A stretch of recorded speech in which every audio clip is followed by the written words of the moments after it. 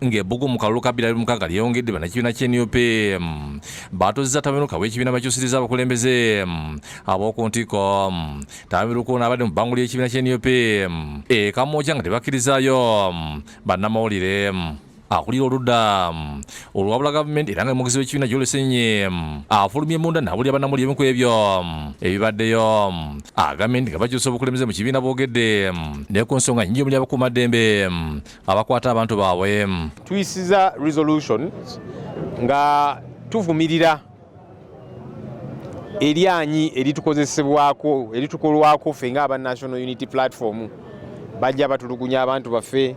Mwalaba ekyali mu kalulu ka Kawempe North ne bakuba abawagizi baffe abakulembeze baffe ne candidate ne bannamawulire ne bakubibwa. Gavumenti ku bifo ebirundu bannakibiina bangi bateeka mu kusaba kwabwe yabasaba obutakuubagana. Ku bifo ebyenjawulo abantu bateekamu applications ne tubasaba buli kifo batuulemuko bawayemuko balabe oba basobola okukkaanya either ne bagamba nti tutambule n'ono oba ono.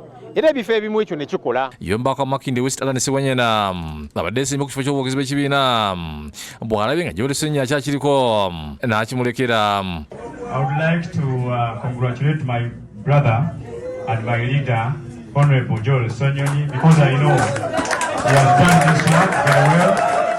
Download the app on App Store or Google Play Store now. Vision Digital Experience, the future of media.